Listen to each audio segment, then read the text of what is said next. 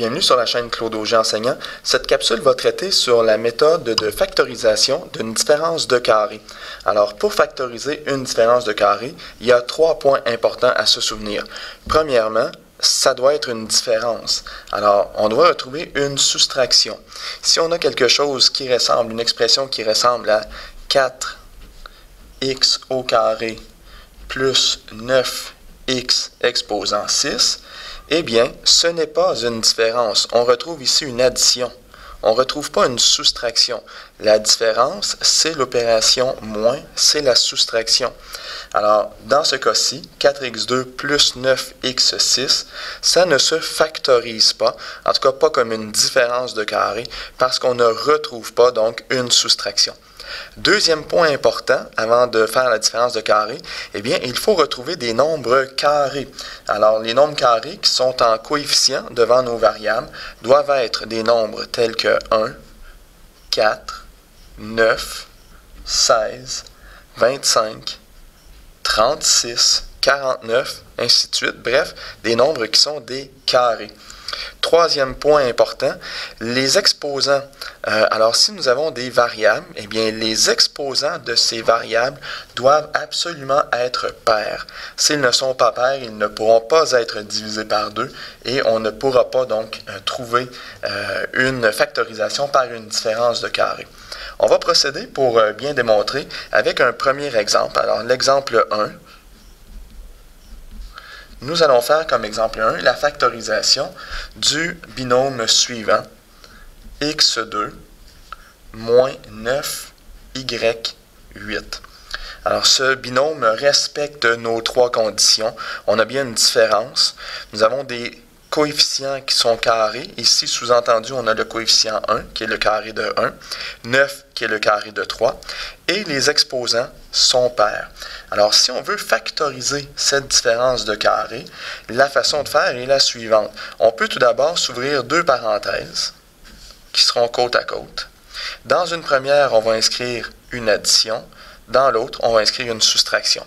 L'ordre n'a pas d'importance. On aurait pu mettre la soustraction ici. L'addition là, ce serait revenu exactement au même. Maintenant, on va procéder à faire la racine carrée de chacun des termes. La racine carrée de 1, c'est 1. Alors, ce n'est pas nécessaire de l'écrire. Et x2, si on fait la division par 2, parce que l'exposant doit se diviser par 2, ça devient x à la 1. Ici, je vais donc avoir x à la 1. Je peux tout simplement écrire x. C'est convenable aussi, c'est parfait dans les règles d'écriture. Ensuite, notre deuxième terme, nous avons 9y8. La racine de 9, c'est 3. Alors, j'inscris un 3. Et y8, je prends le 8, je le divise par 2, ça me donne y4. Et voici, j'inscris y4. Et mon binôme ici, ma différence de carré, elle est maintenant factorisée. X plus 3y4, x moins 3y4. On peut procéder à une vérification en refaisant l'étape inverse, c'est-à-dire si je remultipliais chacun des facteurs ici, chacun des termes, eh bien j'arriverais exactement à ça. On peut le faire pour vérifier. Évidemment, cette étape-là n'est pas nécessaire, elle n'est pas essentielle. Mais si je fais x fois x, j'obtiens x2. Si je fais x fois moins 3y4, j'obtiens moins 3xy4. Si je fais la multiplication ensuite de 3y4 fois x, j'obtiens plus 3xy4. Et si je fais 3xy4 multiplié par moins 3xy4, j'obtiens moins 9y8. Ces deux termes-ci, moins 3xy4 et plus 3xy4, ils s'annulent. Et le résultat final, c'est donc x2 moins 9y8. Ce que j'ai ici, c'est exactement ce que j'avais ici. Alors, ma factorisation, elle a été faite correctement.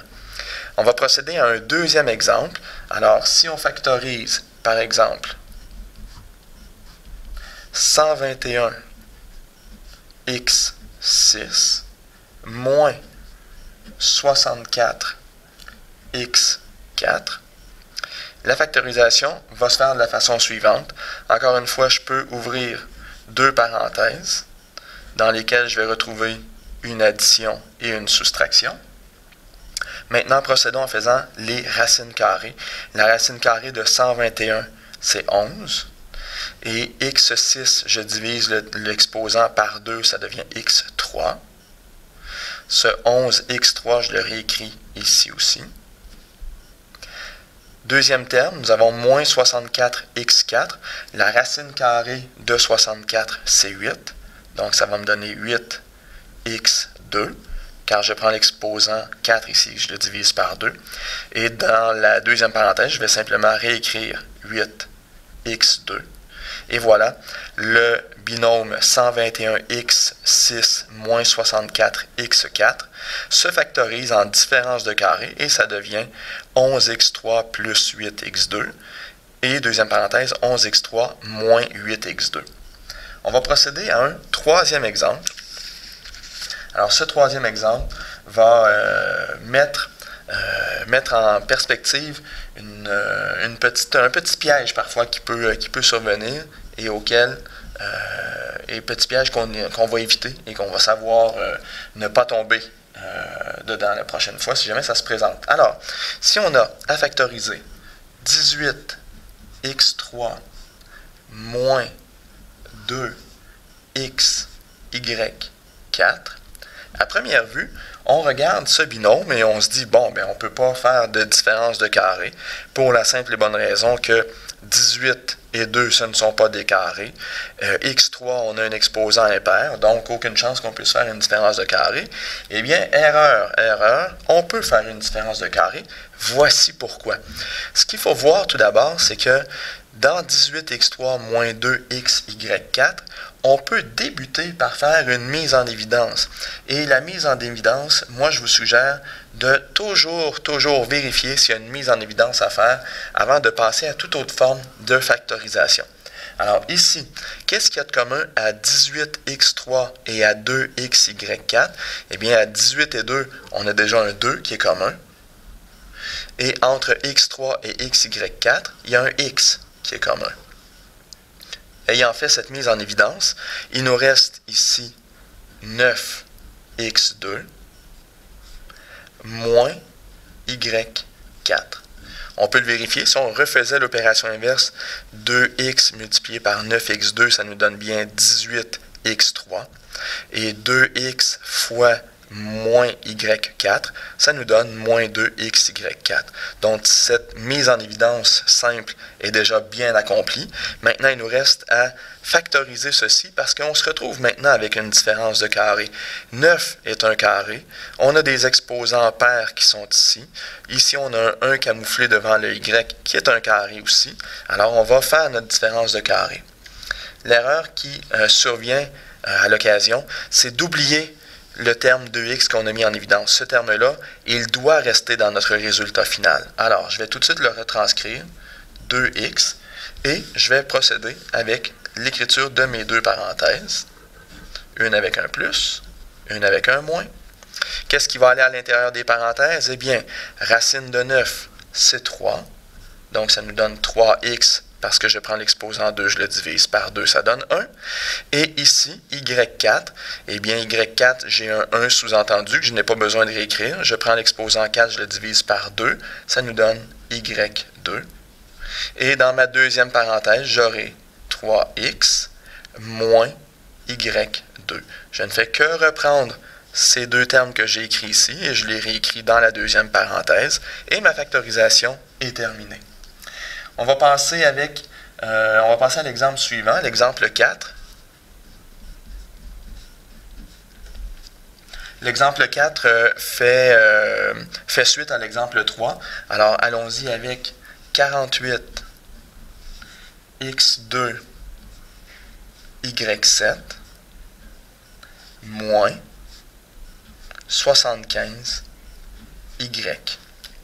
Encore une fois, a priori, on pourrait dire, bon, bien sûr, on ne peut pas factoriser, ce n'est pas une différence de carré, 75, 48, on a un exposant impair. Mais même principe, si on commence par une mise en évidence simple, mais la mise en évidence, qu'est-ce qu'on peut mettre en évidence ici? Entre 48 et 75, il y a 3. Alors, 3 divise ces deux nombres-là. On peut mettre 3 en évidence. Et il y a de commun aussi y. Alors, je mets 3y en évidence. Il me reste 16x2 y6 moins 25. On peut vérifier. 3 fois 16, ça donne bien 48x2 y7. Et 3y fois moins 25 donne moins 75y. Cette mise en évidence fait ressortir la différence de carré qui est ici. 16 étant un carré, 25 aussi. On a bien une différence. On a des exposants pairs. Alors, on peut procéder avec la mise en évidence. On aura 3y. Ne pas oublier de réécrire. Ouvrons nos deux parenthèses. Une avec un terme plus, l'autre avec un moins. Encore une fois, on aurait pu mettre moins ici, plus là. Ça revient exactement au même. Factorisation, ici, on va donc faire notre racine carrée de 16 qui est 4. X, Y3. Alors, la moitié de 2, 1. La moitié de 6, 3. Et 25 qui donne 5. La racine carrée de 25 est 5. Deuxième parenthèse, eh bien, on a simplement qu'à réécrire 4x, y3 moins 5. Cette factorisation par différence de carré est aussi terminée.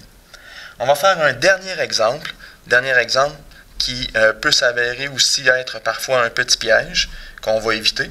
Alors, c'est le suivant. Si on avait comme donné le binôme suivant, moins 36x2 plus 16y10. Bon, eh bien, on peut dire qu'il n'y a pas de différence. On a une addition entre les deux, alors on ne peut pas faire de différence de carré. Eh bien, oui, on peut. Il faut simplement réécrire les termes dans un ordre différent. Alors, on va réécrire ce binôme en inversant les termes. Évidemment, les signes vont suivre les coefficients. Alors, le 16 il va demeurer positif, le 36 va demeurer négatif. Tout ce qu'on fait, c'est les intervertir.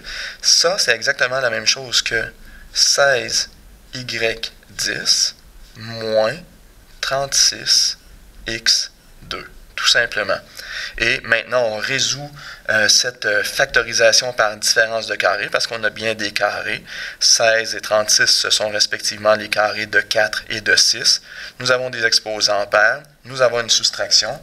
Alors, ça remplit toutes les conditions. Allons-y pour nos deux parenthèses.